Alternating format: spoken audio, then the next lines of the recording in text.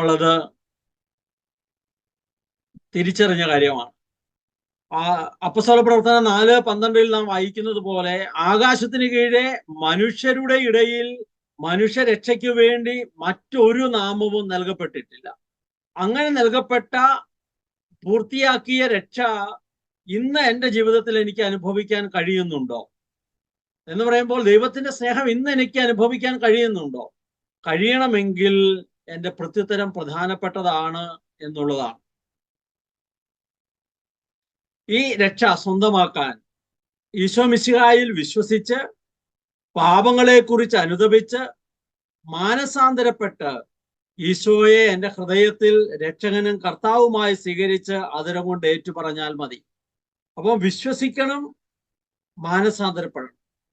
എന്താണ് വിശ്വാസം എന്ന് നാം നോക്കുമ്പോൾ കത്തോലിക്ക സഭയുടെ മതബോധന ഗ്രന്ഥം 142 മുതൽ 43 വരെ നാം ഇപ്രകാരമാണ് അതിൽ മനസ്സിലാക്കുക: കാലാകാലങ്ങളിൽ ദൈവം വെളിപ്പെടുത്തിയ സത്യങ്ങളോടുള്ള മനുഷ്യന്റെ ഭാവാത്മകവും സ്വതന്ത്രവുമായ പ്രത്യുത്തരമാണ് വിശ്വാസം.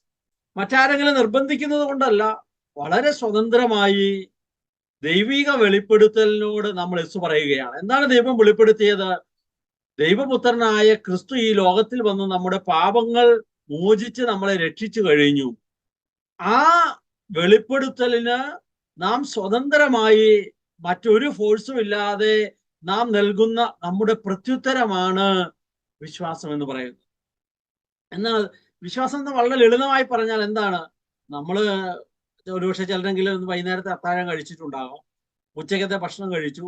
എന്തുകൊണ്ടാണ് ഇതെല്ലാം നമ്മൾ കഴിച്ചത്? നമ്മുടെ വീട്ടിൽ നിന്ന് നമ്മുടെ വീട്ടിൽ ഭക്ഷണം ഉണ്ടാക്കിയവർ നമ്മളെ നശിപ്പിക്കാൻ അതിൽ വിഷമൊന്നും ഇട്ടിട്ടില്ല എന്ന് നമുക്ക് വിശ്വാസമുള്ളത് കൊണ്ടാണ്. അത് നമ്മുടെ ജീവിതത്തെ നശിപ്പിക്കില്ല എന്ന് ഉറപ്പുള്ളത് കൊണ്ടാണ്.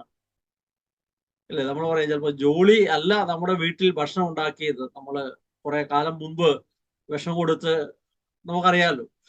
അപ്പൊ വിശ്വാസം എന്ന് പറയുന്നത് ഒരു ബന്ധമാണ്. എൻ്റെ അപ്പനെ എനിക്കുള്ള ആ ബന്ധത്തിൽ നിന്നാണ്, അപ്പനോടുള്ള വിശ്വാസത്തിൽ വളരുന്നത്. അമ്മയോടുള്ള ബന്ധത്തിൽ നിന്നാണ് ആ വിശ്വാസത്തിൽ വളരുന്നത്. എൻ്റെ കയ്യിൽ ഒരു 10 ലക്ഷം രൂപയുണ്ട്, ഞാനൊരു യാത്രയ്ക്ക് പോവുകയാണ്, എൻ്റെ കൂടെ 4-5 പേരുണ്ട്, പരിചയമുള്ളവരുണ്ട്, ഏറ്റവും അടുത്ത ബന്ധത്തിലുള്ളവരുണ്ട്, എൻ്റെ അപ്പനുണ്ട്, എനിക്ക് പരിചയമില്ലാത്ത ആൾക്കാരും ഉണ്ട്. ഞാൻ ടോയ്ലറ്റിൽ പോവുകയാണ്, എനിക്ക് പൈസ ആരെങ്കിലും ഏൽപ്പിക്കണം. ആരെ ഏൽപ്പിക്കും? വിശ്വാസമുള്ളവരെ ഏൽപ്പിക്കുകയാണ്. അതൊരു ഫോഴ്സിലല്ല, പക്ഷെ സ്വതന്ത്രമായി നമ്മൾ ഇത് ഏൽപ്പിക്കുകയാണ്. 1 യോഹന്നാൻ 2:2 നമ്മൾ വായിക്കുന്നു, അവൻ നമ്മുടെ പാപങ്ങൾക്ക് പരിഹാര ബലിയാണ്, നമ്മുടെ മാത്രമല്ല ലോകം മുഴുവന്റെയും. അപ്പൊ ലോകം മുഴുവന്റെയും പാപത്തിന് പരിഹാരം ചെയ്ത് നമ്മെ എല്ലാം രക്ഷിച്ചു കഴിഞ്ഞവനിൽ നാം നമ്മുടെ ജീവിതത്തെ പരിപൂർണമായി ഏൽപ്പിച്ചു കൊടുക്കലാണ് ആ വിശ്വാസം എന്ന് പറയുന്നത്. കത്തോലിക്ക സഭയുടെ മതബോധന ഗ്രന്ഥം 166 നാം ഇപ്രകാരം വായിക്കുന്നു, വിശ്വാസം വ്യക്തിപരമായ ഒരു പ്രവൃത്തിയാണ്. അത് ഒരു സമൂഹപരമായ ഒരു കാര്യമല്ല. വിശ്വാസം ഒരുമിച്ച് വരുമ്പോൾ സമൂഹപരമായിട്ടുണ്ടെങ്കിലും അത് വ്യക്തിപരമാണ്. എൻ്റെ കൊച്ച് എന്നെ അപ്പ എന്ന് വിളിക്കുന്നത് വ്യക്തിപരമായ ഒരു ബന്ധമാണ്, വ്യക്തിപരമായ ഒരു പ്രത്യുത്തരമാണ്. സ്വയം വെളിപ്പെടുത്തുന്ന ദൈവത്തിന്റെ മുൻകൈ എടുക്കലിന് മനുഷ്യൻ നൽകുന്ന സ്വതന്ത്രമായ പ്രത്യുത്തരമാണ്. എന്താണ് ദൈവം മുൻകൈ എടുത്തത്? പാപത്തിൽ വീണുപോയ എന്നെ രക്ഷപ്പെടുത്താൻ അവൻ മനുഷ്യനായി ഈ ലോകത്തിൽ വന്നു. അങ്ങനെ എൻ്റെ പാപകടം വീട്ടി എന്നെ രക്ഷിച്ചു കഴിഞ്ഞു എന്ന് അവൻ എന്നോട് കൃത്യമായി പറഞ്ഞു. ഈ ദൈവത്തിന്റെ മുൻകൈ എടുക്കലിന് ഞാൻ നൽകുന്ന സ്വതന്ത്രമായ പ്രത്യുത്തരമാണ്. സംഖ്യ 5-5 അധ്യായം 5-6 വാക്യങ്ങളിൽ നമ്മൾ വായിക്കുന്നു, പാപങ്ങൾ ഏറ്റുപറയണം. വിശ്വാസം എന്ന് പറയുന്നത് ഒരു പറച്ചിലാണ്. എന്താണ്? എനിക്ക് വിശ്വാസമുള്ള ആളോടെ എൻ്റെ ജീവിതം ഞാൻ തുറന്നു പറയുകയുള്ളൂ. ഞാനൊരു മോഷ്ടാവാണെന്ന് വിചാരിക്കുക, ഞാൻ മോഷ്ടിച്ച കാര്യം എൻ്റെ അപ്പനോട് പറയാം, അമ്മയോട് പറയാം, എൻ്റെ ബന്ധുക്കളോട് പറയാം, വികാരിച്ചനോട്, എങ്ങനെ പോലീസിനോട് പറയാം, പല ആൾക്കാരോടും പറയാം. ഞാൻ വിചാരിക്കുകയാണ് പോലീസിനോട് ഇത് പറഞ്ഞാൽ പോലീസ് എന്നെ തല്ലിക്കൊല്ലും, എൻ്റെ അപ്പനോട് പറഞ്ഞാൽ അപ്പൻ കൊണ്ടുപോയി എന്നെ പോലീസിനെ ഏൽപ്പിച്ച് ജയിലിലിടും. അങ്ങനെ എൻ്റെ വിശ്വാസം, ഞാനിത് പറയുന്നത് എന്നെ മനസ്സിലാക്കി ഞാൻ ചെയ്തത് തെറ്റ് തിരിച്ചറിഞ്ഞ് എന്നോട് ക്ഷമിക്കുമെന്ന് എനിക്ക് ഉറപ്പുള്ള ഒരാളോട് ഞാൻ വളരെ സ്വതന്ത്രമായി മറ്റൊരു ഫോഴ്സും ഇല്ലാതെ ഞാനത് ഏറ്റുപറയും. അതിനവിടെ പറയുക, കർത്താവ് മോശയോട് അരുളി ചെയ്തു, ഒരു പുരുഷനോ സ്ത്രീയോ മനുഷ്യ സഹജമായ ഏതെങ്കിലും തെറ്റുകൾ കർത്താവിനോടുള്ള വിശ്വസ്തത ലംഘിച്ചാൽ തൻ്റെ തെറ്റ് ഏറ്റുപറയണം. അപ്പം വിശ്വാസം എന്ന് പറയുന്നത് ഏറ്റുപറയലാണ്. നമുക്ക് വന്ന വീഴ്ചകൾ നമ്മൾ സമ്മതിക്കലാണ്. 1 യോഹന്നാന്റെ 1-ാമത്തെ ലേഖനം 1-ാമത്തെ അധ്യായം 9-ാം വാക്യം, നാം പാപങ്ങൾ ഏറ്റുപറയുന്നെങ്കിൽ അവൻ വിശ്വസ്തനും നീതിമാനുമാകയാൽ പാപങ്ങൾ ക്ഷമിക്കുകയും എല്ലാ അനീതികളിൽ നിന്ന് നമ്മെ ശുദ്ധീകരിക്കുകയും ചെയ്യും. അപ്പൊ വളരെ സ്വതന്ത്രമായി നമ്മുടെ ജീവിതത്തിൽ വന്നുപോയ വീഴ്ചകൾ പോലും, തെറ്റുകൾ പോലും, കുറവുകൾ പോലും ഏറ്റുപറയാൻ കഴിയുന്നത് വിശ്വാസമുള്ളിടത്താണ്. അപ്പൊ അങ്ങനെ പറയുമ്പോൾ വിശ്വാസം എന്ന് പറയുന്നത് ദൈവികമായൊരു അർത്ഥത്തിലേക്ക് നാം വരുമ്പോൾ അത് കുമ്പസാരക്കൂട്ടിലേക്കുള്ള നമ്മുടെ യാത്രയാണെന്ന് നാം തിരിച്ചറിയേണ്ടി വരും. വിശ്വാസമുള്ള ഒരാൾക്ക് മാത്രമേ, അതായത് ദൈവം എന്നെ ശിക്ഷിക്കുന്നവനല്ല, ഞാൻ ചെയ്ത തെറ്റുകളുടെ പേരിൽ ദൈവം എൻ്റെ ജീവിതത്തെ നശിപ്പിക്കുന്നവനല്ല, അവൻ എന്നെ രക്ഷിച്ചു കഴിഞ്ഞവനാണ്.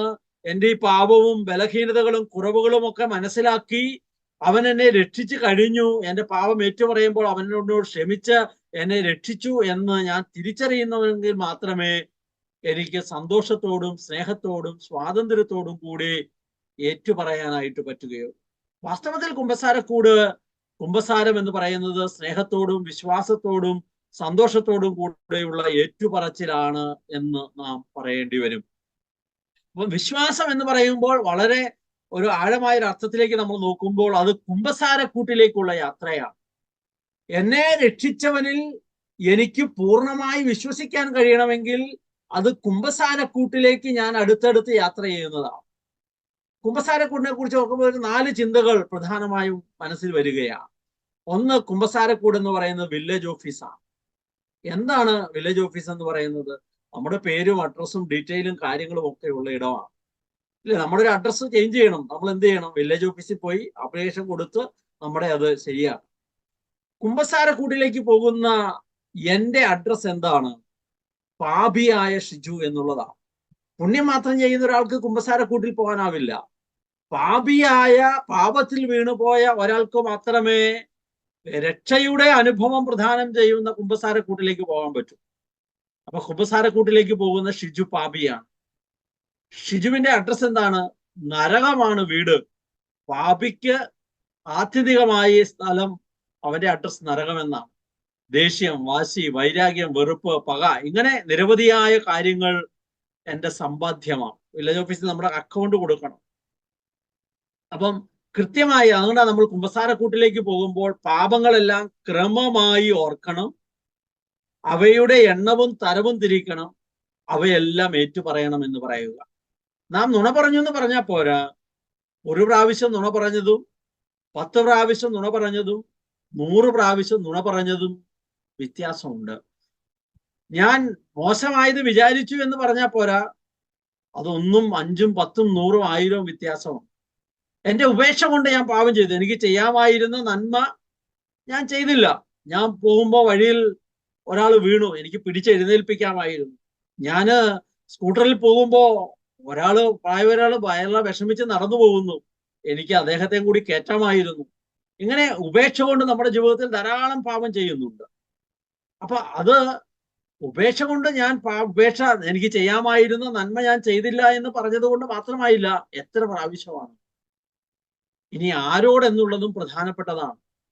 എനിക്ക് എൻ്റെ മാതാപിതാക്കളോട് ദേഷ്യപ്പെടാം, ഭാര്യയോട് ദേഷ്യപ്പെടാം, എൻ്റെ കുഞ്ഞുങ്ങളോട് ദേഷ്യപ്പെടാം, എൻ്റെ അയൽവക്കത്തുള്ളവരോട് ദേഷ്യപ്പെടാം, ഇങ്ങനെ നിരവധി ആളുകളോട് ദേഷ്യപ്പെടാം. ആരോടാണ് ഞാൻ ദേഷ്യപ്പെട്ടത്? എൻ്റെ കുഞ്ഞിനോട് ദേഷ്യപ്പെട്ട പോലെയല്ല എൻ്റെ അപ്പനോട് ഞാൻ ദേഷ്യപ്പെടുന്നത്. അതുപോലെ ആയിരിക്കില്ല മറ്റൊരു സ്ഥാനത്തുള്ള എൻ്റെ വികാരിയച്ഛനോട് ദേഷ്യപ്പെടുന്നത്. എല്ലാത്തിനും തമ്മിൽ ഗ്രേഡ് വ്യത്യാസമുണ്ട്. അപ്പം കുമ്പസാരക്കൂട്ടിലേക്ക് പോകുമ്പോൾ ഞാൻ ആരോട് ദേഷ്യപ്പെട്ടു, എത്ര പ്രാവശ്യം ദേഷ്യപ്പെട്ടു എന്ന് നമുക്ക് തിരിച്ചറിയാനാവണം. അപ്പോഴാണല്ലോ കഴിഞ്ഞ കുമ്പസാരം കഴിഞ്ഞ് എൻ്റെ ജീവിതത്തിന്റെ വിശുദ്ധിയെ എനിക്ക് തിരിച്ചറിയാനാവുക. കഴിഞ്ഞ കുമ്പസാരം കഴിഞ്ഞ് ഞാൻ നോക്കുമ്പോൾ ഞാൻ 100 പ്രാവശ്യമാണ് കഴിഞ്ഞ പ്രാവശ്യം കുമ്പസാരക്കൂട്ടിൽ ദേഷ്യപ്പെട്ടു എന്ന് പറഞ്ഞത്. പക്ഷെ ഇപ്രാവശ്യം 99 പ്രാവശ്യമേ ഉള്ളൂ. കുഴപ്പമില്ല, എനിക്ക് കുറച്ചും കൂടെ വളരാൻ കഴിഞ്ഞിട്ടുണ്ട്. ഞാൻ കഴിഞ്ഞ പ്രാവശ്യം കുമ്പസാരക്കൂട്ടി പോയപ്പോൾ ഉപേക്ഷ കൊണ്ട് ചെയ്യാമായിരുന്ന നന്മ ചെയ്യാതെ പോയത് 500 പ്രാവശ്യം. ഇപ്രാവശ്യം ഞാൻ എന്നെ വിശകലനം ചെയ്ത് നോക്കുമ്പോൾ ഞാൻ 1000 പ്രാവശ്യമാണ് ഇത്തരത്തിൽ തെറ്റ് ചെയ്തത്. അപ്പൊ കഴിഞ്ഞ പ്രാവശ്യത്തേക്ക് കുറച്ചും കൂടെ മോശമായില്ലേ? അപ്പൊ ഇത്തരത്തിൽ നമ്മളെ കണ്ടെത്തുക, വില്ലേജ് ഓഫീസ് എന്ന് പറയുന്ന ആഴമായ ഒരു കണ്ടെത്തലാണ്. നമ്മുടെ അക്കൗണ്ട് നമ്മൾ എവിടെയൊക്കെയാണ് പാപത്തിൽ വീഴ്ച വന്നു പോയത് എന്ന് തിരിച്ചറിഞ്ഞ് അവയെല്ലാം കണ്ടെത്തി അതെല്ലാം കൊണ്ടുപോയി കൃത്യമായി കൊടുക്കുമ്പോൾ കുമ്പസാരക്കൂട്ടിൽ നിന്ന് ഇതെല്ലാം അവിടെ കുമ്പസാരക്കൂട്ടിലിരിക്കുന്ന ക്രിസ്തുവിനെ ഏൽപ്പിച്ചിട്ട് ഞാൻ തിരിച്ചു വരുമ്പോ എന്റെ അഡ്രസ് എന്താണ്? വിശുദ്ധനായ ഷിജു എന്നാണ്. നിരവധി വിശുദ്ധരുടെ ജീവചരിത്രത്തിൽ നമ്മൾ വായിക്കുന്നുണ്ട്. അവരുടെ അടുത്ത് വന്ന കുമ്പസാരിച്ചു കഴിഞ്ഞവരെ വിശുദ്ധരായ വൈദ്യർ ചേർത്ത് പിടിച്ച് വിശുദ്ധനാണെന്ന് പറയുമ്പോ ആ കുമ്പസാരിച്ചു കഴിഞ്ഞവർ ചോദിച്ചു, ഞാനോ? അപ്പൊ ആ വിശുദ്ധർ പറയുന്നുണ്ട്, പല വിശുദ്ധരായ വൈദികരും പറയുന്നുണ്ട്, കുമ്പസാരത്തിൽ പാപങ്ങൾ ഏറ്റുപറഞ്ഞതോടെ വിശുദ്ധനാക്കപ്പെടുകയാണ്. അപ്പൊ പാപിയായ ഷിജു എന്നത് മാറി വിശുദ്ധനായ ഷിജു എന്നായി. നരകം ഹൗസ് എന്ന് മാറി സ്വർഗം ഹൗസായി. സ്നേഹം, ആനന്ദം, സമാധാനം, ക്ഷമ, ദയ, നന്മ, വിശ്വസ്തത, സൗമ്യത, ആത്മസംയമനം, ഇതായി എന്റെ സമ്പാദ്യങ്ങൾ. അപ്പം കുമ്പസാരക്കൂട് ഒരു വില്ലേജ് ഓഫീസാണെന്ന് ഓർക്കുമ്പോൾ ഈ ചിന്തകൾ നമ്മുടെ മനസ്സിൽ വരട്ടെ. 2, കുമ്പസാരക്കൂട് ഒരു ഹോസ്പിറ്റലാണ്, സുഖപ്പെടുത്തുന്ന ഇടമാണ്. ലോകത്തിൽ മറ്റാർക്കും ഇതുപോലൊരു സൗഖ്യം തരാനാവില്ല. എന്നാണ് നമ്മൾ ഹോസ്പിറ്റലിൽ ചെല്ലുമ്പോ നമ്മുടെ രോഗം എത്രമാത്രം വ്യക്തമായും കൃത്യമായും നമ്മൾ ഡോക്ടറോട് പങ്കുവെക്കുന്നോ അതനുസരിച്ച് ഡോക്ടർ തരുന്ന മരുന്ന് സൗഖ്യമാകും. ഇവിടെ കുമ്പസാരക്കൂട്ടിൽ വൈദ്യൻ തരുന്ന പ്രായശ്ചിത്തമല്ല മരുന്നെന്ന് പറയുന്നത്. ഓൾറെഡി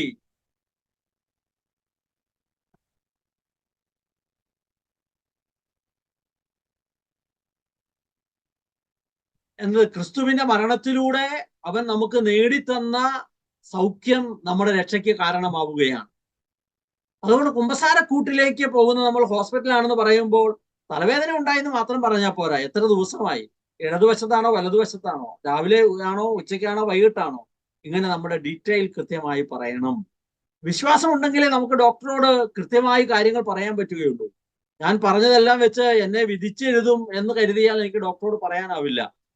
അപ്പം വിശ്വാസം, അത് ഡോക്ടറും രോഗിയും തമ്മിൽ ആ വിശ്വാസത്തിന്റെ ബന്ധത്തിലാണ് രോഗിക്ക് സൗഖ്യം ഉണ്ടാകുന്നത് പോലും. കുമ്പസാരക്കൂട് എന്ന് പറയുന്നത് വാഷിംഗ് മെഷീനാണ്, ഒരലക്കന്ത്രമാണ്. എന്താണത്? നമുക്ക് മുഷിഞ്ഞ വസ്ത്രങ്ങളൊക്കെ കൊണ്ടുപോയി നമ്മൾ വാഷിംഗ് മെഷീനിൽ ഇട്ടാൽ അത് വൃത്തിയായി കിട്ടില്ല. ആവശ്യത്തിന് വെള്ളമൊഴിച്ച് ആവശ്യത്തിന് പൗഡർ ഇട്ട് അങ്ങനെയാണ് അത് കഴുകി എടുക്കുക. വിശുദ്ധരെല്ലാം തങ്ങളുടെ ജീവിതത്തിൽ തലേ ദിവസമേ കുമ്പസാരത്തിന് ഒരുങ്ങി തങ്ങളെ തന്നെ ആഴമായി കണ്ടെത്തി അനുതാപത്തിന്റെ, പശ്ചാത്താപത്തിന്റെ, തെറ്റുപറ്റിയതിനെ തിരിച്ചറിഞ്ഞ് ആ ജലവും സോപ്പുപൊടിയൊക്കെ ഇട്ട് തങ്ങളുടെ ജീവിതത്തെ കുതിർത്ത് കുമ്പസാരക്കൂട്ടിലേക്ക് പോകും. ഒരു ദിവസം 7 പ്രാവശ്യം വരെ കുമ്പസാരിച്ചവരുണ്ട്.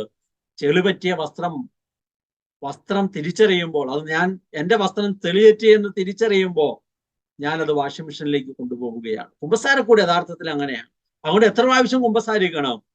പാപത്തിൽ വീണാൽ ഉടനെ, ചെളി പറ്റിയാൽ ഉടനെ, വിശ്വാസമുള്ളത് കൊണ്ട് രക്ഷിക്കുന്ന കർത്താവിന്റെ അടുത്തേക്ക്, നമ്മുടെ ചെളി കഴുകിക്കളയുന്നവന്റെ അടുത്തേക്ക് നമ്മൾ കടന്നു ചെല്ലണം. അവന്റെ രക്തത്താൽ നമ്മൾ നിർമ്മലമാക്കും. കുമ്പസാരക്കൂട് എന്ന് പറയുന്നത് വെൽഡിംഗ് സ്റ്റേഷനാണ്. എന്താണ്? നമ്മൾ പാപത്തിൽ വീണുപോയതോടുകൂടി 4 ബന്ധങ്ങൾ തകർന്നു. ദൈവവുമായി, തന്നോട് തന്നെ, മറ്റു മനുഷ്യരുമായി, പ്രപഞ്ചത്തോട്. ഈ തകർന്നുപോയ ബന്ധങ്ങളെ വിശകലനം ചെയ്ത് ഇത് തിരിച്ചറിഞ്ഞ് ഈ ബന്ധങ്ങളെ കൂട്ടിയോജിപ്പിക്കുന്ന ഇടമാണ് കുമ്പസാരക്കൂട്. ലോകത്തിൽ ഒരിടമേ ഉള്ളൂ തകർന്ന ബന്ധം കൂട്ടുന്ന സ്ഥലം, അത് കുമ്പസാരക്കൂടാണ്. തകർന്നുപോയ ബന്ധങ്ങൾ കൂട്ടിച്ചേർക്കാതെ സ്വർഗത്തിൽ പ്രവേശിക്കാനാവില്ല. അപ്പൊ കുമ്പസാരക്കൂട്ടിലേക്ക് പോകുമ്പോൾ എന്റെ തകർന്നുപോയ ബന്ധങ്ങൾ തിരിച്ചറിയണം. എങ്ങനെയാണ് വിശ്വാസത്തിൽ നമ്മൾ വളരുന്നു എന്ന് പറയുന്നത്? അത് നമ്മുടെ പാപങ്ങൾ ഏറ്റുപറയുമ്പോഴാണ്. ഏറ്റുപറയുമ്പോൾ 8 കാര്യങ്ങൾ നമ്മൾ ഓർക്കുകയാണ്. മൂലപാപങ്ങൾ, ദൈവപ്രമാണം, തിരുസഭയുടെ കൽപ്പനകൾ, നമ്മുടെ ബന്ധങ്ങൾ, ഉത്തരവാദിത്തങ്ങൾ, താലന്തുകൾ, പുതിയ പ്രമാണം, ദൗത്യം. ഇതെല്ലാം ഓർത്തിട്ട് നമ്മൾ കുമ്പസാരക്കൂട്ടിലേക്ക് നമ്മൾ യാത്രയാവുക. ഞാൻ ഓർക്കുന്നുണ്ട്, ഞാൻ ധ്യാനത്തിലേക്ക് കടന്നു വന്ന് എൻ്റെ വീടിന്റെ തൊട്ടടുത്ത്, അന്ന് എല്ലാ ആഴ്ചയിലും ഒരിക്കലാണ് കുർബാനയുള്ളത് എൻ്റെ പള്ളിയിൽ. ഇടവപ്പള്ളി കുറച്ച് ദൂരെയാണ്. ഞാന് ആ നവീകരണ അനുഭവത്തിൽ വന്നതിന്റെ തീഷ്ണതയിൽ അടുത്തടുത്ത് കുമ്പസാരിക്കാനായിട്ട് ആരംഭിച്ചു. ഞാൻ എന്റെ ജീവിതത്തിൽ ആദ്യമായി ഒരു ദിവസം കൂടി കുമ്പസാരിക്കാനായിട്ട് ഞാൻ എൻ്റെ വീട്ടിൽ നിന്ന് 23 കിലോമീറ്റർ ദൂരെയുള്ള കാഞ്ഞങ്ങാട് ടൗണിൽ പള്ളിയിൽ പോവുകയാണ്. ഉച്ചയ്ക്ക് ഉറങ്ങിക്കിടന്ന് അച്ഛനെ വിളിച്ചെഴുന്നേൽപ്പിച്ച് കുമ്പസാരിക്കാൻ ഞാൻ ഒരുങ്ങുകയാണ്. അപ്പൊ എന്റെ ആദ്യത്തെ ആശങ്ക, ഒരു ദിവസം ആയുള്ളൂ എന്ന് എങ്ങനെ പറയും? 50 ദിവസമായി, 60 ദിവസമായി, 2 മാസമായി എന്നൊക്കെ പറയുമ്പോൾ അങ്ങനെയാണ് ശീലിച്ചിട്ടുള്ളത്. പക്ഷെ അന്ന് ഞാൻ കുമ്പസാരക്കൂട്ടിൽ ഇത് പറഞ്ഞ് കുമ്പസാരിപ്പിച്ചു കഴിഞ്ഞപ്പോ എൻ്റെ ആ പ്രയാസങ്ങൾ എന്ന് പറഞ്ഞാൽ ആ പാപത്തിന്റെ ബന്ധനം എൻ്റെ ജീവിതത്തിൽ നിന്ന് പോകുന്നത് ഞാൻ തിരിച്ചറിയും. അപ്പൊ കുറേം കൂടി ഞാൻ വളർന്ന് ഇങ്ങനെ മുന്നോട്ട് വരുന്ന ഈ കാലങ്ങളിലെല്ലാം ഈ 8 മേഖലകളിലൂടെ കണ്ടെത്തി കുമ്പസാരക്കൂട്ടിലേക്ക് എല്ലാ ആഴ്ചയും പോയി കുമ്പസാരിക്കുമ്പോൾ പാപത്തിന്റെ എണ്ണവും തരവും തിരിച്ചറിഞ്ഞ് അവ ഏറ്റുപറയുമ്പോൾ എത്ര വലിയ സ്വാതന്ത്ര്യമാണ്, എത്ര വലിയ ഒരു സ്നേഹത്തിന്റെ വളർച്ചയാണ് ദൈവം എൻ്റെ ജീവിതത്തിൽ തരുന്നതെന്ന് ഞാൻ മനസ്സിലാക്കുന്നുണ്ട്. മൂലപാപങ്ങൾ, അഹങ്കാരം, എളിമയില്ലായ്മയാണ്, ഞാൻ എന്തോ ആണ്, ഞാൻ എല്ലാവരെയും കഴിഞ്ഞ് മുകളിലാണെന്ന് നമ്മുടെ വിചാരം. ഞാൻ അപ്പനാണ്, അതുകൊണ്ട് ഞാൻ പറയുന്നത് എല്ലാവരും കേൾക്കണമെന്ന് ഞാൻ പറയുമ്പോൾ തീർച്ചയായും അപ്പൻ എന്ന സ്ഥാനമുണ്ട്. പക്ഷേ ഞാൻ അപ്പനായത് എനിക്കൊരു കുഞ്ഞ് ജനിച്ചത് കൊണ്ടാണ്. ആ കുഞ്ഞിന്റെ ജനനമാണ് എന്നെ അപ്പനാക്കിയത്. വാസ്തവത്തിൽ ഞാൻ ആ കുഞ്ഞിനെ വളരെ ബഹുമാനത്തോടെ കാണണം. കാരണം അപ്പൻ എന്ന സ്ഥാനത്തേക്ക് എന്നെ വളരാൻ അനുവദിച്ചത് ആ കുഞ്ഞാണ്. അപ്പൊ നമ്മൾ നിരവധി കാര്യങ്ങളിൽ അഹങ്കാരം ഉണ്ടാകാം. ആരോടൊക്കെ ഉണ്ടായി, എത്ര പ്രാവശ്യം ഉണ്ടായി, നാം കണ്ടെത്തണം. ദ്രവ്യാഗ്രഹം എന്ന് പറയുക ഔദാര്യമില്ലായ്മ, നമുക്കൊന്നും കൊടുക്കാനാവാൻ എല്ലാം വാങ്ങാനുള്ള, അല്ലെങ്കിൽ എനിക്ക് വേണം എന്ന് പറയുന്ന ഒരു മനോഭാവമാണ് പലപ്പോഴും നമുക്കുള്ളത്. ഒരുപക്ഷെ മനുഷ്യന്റെ ജീവിതത്തിൽ ഏറ്റവും അധികമുള്ള ഒന്ന് ദൈവം തരുന്ന, അതായത് ഈ ലോകത്ത് നാം ചെയ്യുന്ന നന്മകൾക്ക് ദൈവം ഏറ്റവും അവസാനമായി നമുക്ക് തരുന്ന ഒന്നാണ് നമ്മുടെ സമ്പത്ത് എന്ന് പറയുന്നത്. ആ സമ്പത്ത് കൊണ്ട് ഈ ലോകത്ത് മാത്രമേ പറ്റുള്ളൂ, പണം. പക്ഷെ പലപ്പോഴും നമ്മൾ ആ തരത്തിൽ നമുക്ക് വളരെ സമ്പത്തിനെ കൊടുക്കുന്നതിൽ, ഔദാര്യപൂർവ്വം മറ്റൊരാൾക്ക് നൽകുന്നതിൽ നമുക്ക് ഏറെ ബുദ്ധിമുട്ടാണ്. മറ്റുള്ളവരോട് നല്ല വാക്ക് പറയുന്നതിൽ ഔദാര്യമില്ലാത്തവരുണ്ട്. മറ്റുള്ളവരെ പ്രോത്സാഹിപ്പിക്കുന്നവർ പലപ്പോഴും ഔദാര്യം കാണിക്കാത്തവരാണ് നമ്മൾ. ഇങ്ങനെ ധാരാളം മേഖലകളിൽ ഔദാര്യം കുറഞ്ഞു പോകുമ്പോൾ നമ്മുടെ ഉള്ളിൽ ഒരു ദ്രവ്യാഗ്രഹമുണ്ട് എന്ന് വചനം ഓർമ്മപ്പെടുത്തുകയാണ്. മോഹം നമ്മുടെ ഉള്ളിൽ വളരുന്ന ഒരു പാപമാണ്. എന്താണ്? അടക്കമില്ലായ്മ. ചിലതിനോടൊക്കെ നോന്ന് പറയാൻ കഴിയാതാവുക. എല്ലാം കാണുന്ന എല്ലാ നല്ലതും എനിക്ക് വേണമെന്ന് വിചാരിക്കുക. നമ്മൾ സാധാരണ പറയല്ലോ, ഒരു അടക്കവും ഒതുക്കമൊക്കെ വേണം. ഒരു ക്രൈസ്തവൻ എന്ന നിലയിൽ, ക്രിസ്തുവിന്റെ ശിഷ്യരെന്ന നിലയിൽ നമ്മുടെ ജീവിതത്തിന് ഒരു അടക്കവും ഒതുക്കവും വേണം. മറ്റൊരു തരത്തിൽ പറഞ്ഞാൽ, ഉള്ളത് കൊണ്ട് തൃപ്തിപ്പെടാനുള്ള, ഉള്ളതിൽ സന്തോഷിക്കാനുള്ള നമ്മുടെ മനസ്സില്ലായ്മ ഒരർത്ഥത്തിൽ പാപമാണ്. നമുക്ക് ധാരാളം കാര്യങ്ങൾ, എനിക്ക് അതുപോലത്തെ അപ്പുറത്തെ പോലത്തെ ഒരു വീട് വേണം, എനിക്ക് അതുപോലത്തെ ഒരു ആഗ്രഹിക്കാൻ നന്മ. പക്ഷേ അപ്പുറത്തെ വീട്ടിലെ ആള് ഉപയോഗിക്കുന്ന വാഹനത്തെ കഴിഞ്ഞ് നല്ല വാഹനം വേണം. എൻ്റെ ബന്ധുക്കളുടെ മക്കളൊക്കെ പുറത്തു പോയി അവര് വലിയ രക്ഷപ്പെട്ടു, അതുകൊണ്ട് എൻ്റെ മക്കൾ അത്തരത്തിലുള്ള മോഹങ്ങൾ പാവമാകാം. യാക്കോബ് 1:15 അതാണ് നമ്മെ ഓർമ്മപ്പെടുത്തുന്നത്. ക്ഷമ. നമ്മൾ വളരെ പെട്ടെന്ന് പൊട്ടിത്തെറിച്ചു പോകുന്നവരാണ്. അത് ജീവിത പങ്കാളിയോട്, മാതാപിതാക്കളോട്, മക്കളോട്, നമ്മുടെ ജീവിതത്തോട് ഏറ്റവും അടുത്ത് നിൽക്കുന്നവരോടാണ് നാം വളരെ പെട്ടെന്ന് കോപിച്ചു പോവുക. എഫേസ്യസ് 4-ാം അധ്യായം 26-27 വാക്യങ്ങൾ നമ്മളത് ഓർമ്മപ്പെടുത്തുന്നുണ്ട്. നമുക്ക് കുറച്ചും കൂടെ ശാന്തമാകാൻ, കുറച്ചും കൂടെ വികാരങ്ങൾക്കപ്പുറം വിചാരം കൊണ്ട് മനുഷ്യരോട് ഇടപെടാൻ നമുക്ക് കഴിയുന്നുണ്ടോ? മിതഭോജനം, ഭക്ഷണത്തോട് കൊതി അമിതമായ ഭക്ഷണത്തോടുണ്ട്, വസ്ത്രത്തോടുണ്ട്, സ്ഥാനമാനങ്ങളോടുണ്ട്, അധികാരങ്ങളോടുണ്ട്. ഇതെല്ലാം നമ്മുടെ കൊതിയുടെ ധാരാളം മേഖലകളാണ്. അസൂയ അസ്ഥികളെ ജീർണിപ്പിക്കുമെന്നാണ് സുഭാഷിതത്തിന്റെ പുസ്തകം പറയുക. മറ്റുള്ളവരെ കുറിച്ച് നല്ലത് വിചാരിക്കുക, മറ്റുള്ളവരെ കുറിച്ച് നല്ലത് പറയുക, നമ്മുടെ ചുറ്റുമുള്ള മനുഷ്യരുടെ വളർച്ചയിലൊക്കെ വളരെയേറെ സന്തോഷിക്കാനാവുക, മറ്റൊരാൾക്ക് വളർച്ച ഉണ്ടാകാൻ വേണ്ടി നമ്മുടെ ജീവിതത്തിൽ ധാരാളം സഹായം അവർക്ക് ചെയ്തു കൊടുക്കാനാവുക. ഇതൊക്കെ അസൂയക്കെതിരായ കാര്യം. അതുണ്ടോ നമ്മുടെ ജീവിതത്തിൽ? അത് മറ്റുള്ളവരുടെ വളർച്ചയിൽ നമ്മുടെ ഉള്ളിൽ ഒരു സ്വസ്ഥതയില്ലായ്മയുണ്ടോ? അടുത്താണ് ഉത്സാഹം എന്ന് പറയുന്നതാണ് പുണ്യം, അലസത എന്ന് പറയുന്നതാണ് പാപം. നമുക്ക് ധാരാളം കാര്യങ്ങളിൽ അലസതയുണ്ട്. എല്ലാം പിന്നെ പിന്നെ എന്ന് നീട്ടിവെക്കും, നാളെ നാളെ എന്ന് നീട്ടിവെക്കും. അങ്ങനത്തെ നമ്മുടെ മനസ്സുണ്ടെങ്കിൽ ഇതെല്ലാം കണ്ടെത്തിയിട്ട് നാം കുമ്പസാരക്കൂട്ടിലേക്ക് യാത്ര ചെയ്യണം. ഇത് ദൈവ പ്രമാണങ്ങളാണ്. നമുക്കറിയാം 10 കൽപ്പനകൾ. ആദ്യത്തെ 3 പ്രമാണങ്ങൾ ദൈവവുമായിട്ടുള്ള ബന്ധത്തെക്കുറിച്ചാണ് നമ്മോട് ചോദിക്കുന്നത്. ദൈവത്തോട് എനിക്കുള്ള ബന്ധം എങ്ങനെയാണ്? എൻ്റെ സ്വർഗസ്ഥനായ പിതാവ് എന്ന ബന്ധത്തിൽ നിന്ന് ആ ബഹുമാനത്തോടും ആദരവോടും സ്നേഹത്തോടും കൂടി എനിക്ക് ദൈവത്തോടുള്ള ബന്ധത്തിൽ വളരാൻ കഴിയുന്നുണ്ടോ എന്നത് ചോദ്യമാണ്. നാലാമത്തെ പ്രമാണം മാതാപിതാക്കന്മാരെ ബഹുമാനിക്കുക എന്നതാണ്. എന്താണ്? ആദ്യത്തെ 3 കൽപ്പന കഴിഞ്ഞാൽ ബാക്കി 7 കൽപ്പനയും മനുഷ്യ ബന്ധമാണ്. അതിൽ നാലാമത്തെ കൽപ്പന നമ്മൾ നിർവഹിക്കുമ്പോൾ നമുക്കൊരു അനുഗ്രഹം വാഗ്ദാനം ചെയ്യുന്നു. നിനക്ക് നന്മ കൈവരേണ്ടതിനും ഭൂമിയിൽ ദീർഘകാലം ജീവിച്ചിരിക്കേണ്ടതിനുമായി മാതാപിതാക്കളെ. അപ്പൊ മാതാപിതാക്കളോടുള്ള എൻ്റെ ബഹുമാനവും സ്നേഹവും ആദരവും എങ്ങനെയാണ്? കുടുംബജീവിതക്കാരെന്ന നിലയിൽ വരുമ്പോൾ എൻ്റെ ജീവിത പങ്കാളിയുടെ മാതാപിതാക്കളോടുള്ള എൻ്റെ ബന്ധം എങ്ങനെയാണ്? ഈ 2 മേഖലകളിൽ നമ്മൾ വിശകലനം ചെയ്യണം. കൊല്ലരുത്, വ്യഭിചാരം ചെയ്യരുത്, കള്ളസാക്ഷി നൽകരുത്, അന്യന്റെ ഭാര്യയെ മോഹിക്കരുത്, അന്യന്റെ വസ്തുക്കൾ മോഹിക്കരുത്, മോഷ്ടിക്കരുത്. ഈ കൽപ്പനകളെല്ലാം നമ്മോട് സ്നേഹവുമായി ബന്ധപ്പെട്ട ചോദ്യമാണ് ചോദിക്കുന്നത്. ഈ കൽപ്പനയെല്ലാം നമ്മൾ വിശകലനം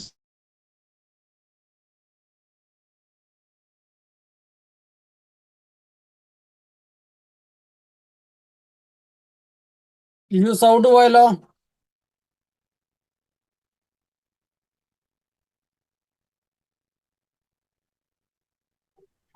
ടീച്ചറെ മ്യൂട്ടാണ്.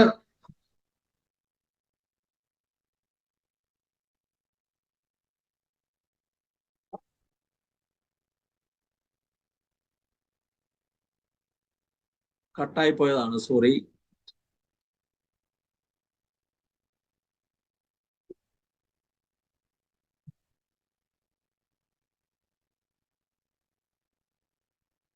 കാണാമല്ലോ അല്ലെ? അടുത്ത തിരുസഭയുടെ കൽപ്പനകളാണ്.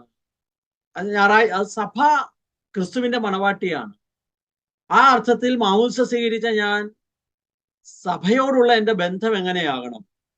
സ്നേഹത്തോടും ആദരവോടും ബഹുമാനത്തോടും വിശ്വസ്തയോടും കൂടി ക്രിസ്തുവിന്റെ മണവാട്ടിയാകുന്ന എൻ്റെ സഭയെ എനിക്ക് സ്നേഹിക്കാൻ കഴിയുന്നുണ്ടോ? അതാണ് ഞായറാഴ്ചയും കടമുള്ള തിരുനാളുകളിലും, ഞായറാഴ്ച മാത്രമല്ല, എൻ്റെ കുർബാനയോടുള്ള വിശുദ്ധ ബലിയർപ്പണത്തോടുള്ള എൻ്റെ മനോഭാവം എന്താണ്? ഞാൻ വർഷത്തിൽ ഒരിക്കലെങ്കിലും പാപങ്ങൾ ഏറ്റുപറയണം എന്ന് പറയുന്നത് എന്താണ്? എൻ്റെ കുമ്പസാരക്കൂടിനോടുള്ള എൻ്റെ ബന്ധം എന്താണ്? വിശുദ്ധ കുർബാന സ്വീകരിക്കുന്നതോടുള്ള എൻ്റെ ബന്ധം എങ്ങനെയാണ്?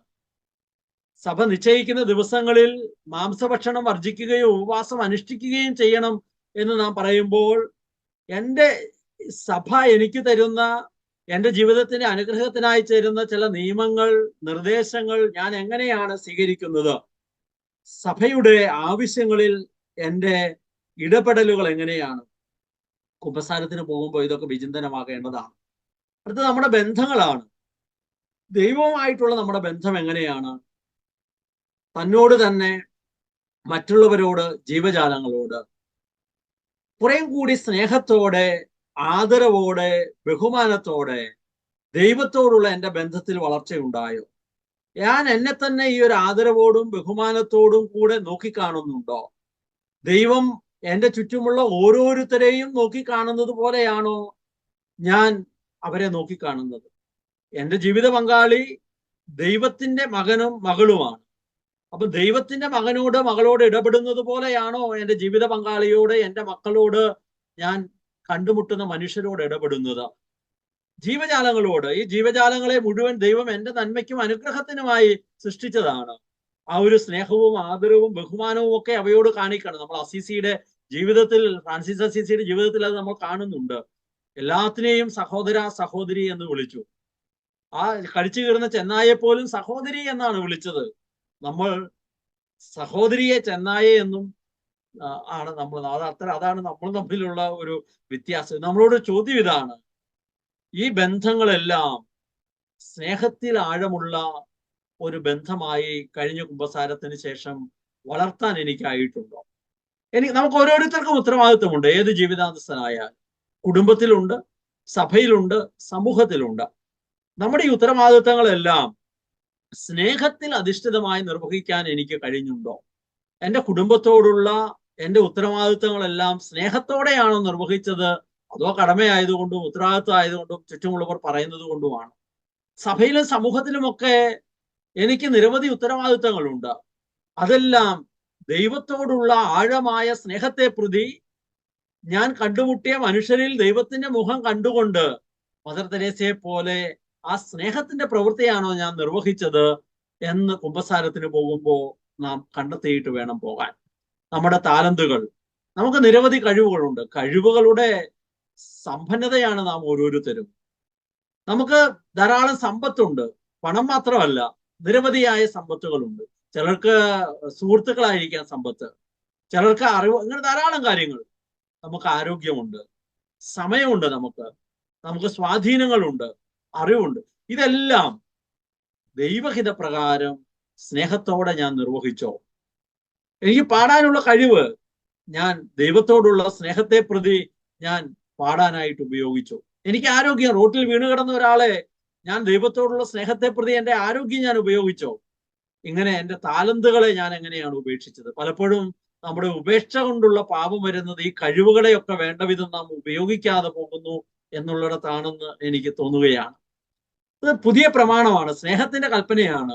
ഞാൻ നിങ്ങളെ സ്നേഹിച്ചതുപോലെ നിങ്ങൾ പരസ്പരം സ്നേഹിക്കുവിൻ. നമ്മുടെ ബന്ധങ്ങളിലെല്ലാം ദൈവം നമ്മളെ സ്നേഹിച്ചതുപോലെ നമുക്ക് സ്നേഹിക്കാനായോ?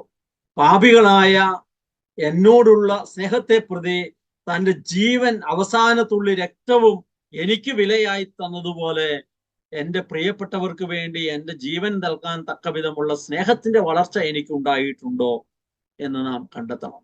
നമുക്കെല്ലാം ഒരു ദൗത്യമുണ്ട്. മാമോദിസയിലൂടെ സഭയിൽ നാം ഭാഗവാക്കാകുന്നതോടെ അത് സുവിശേഷം ജീവിച്ച് പങ്കുവെക്കാനുള്ള ദൗത്യമാണ്.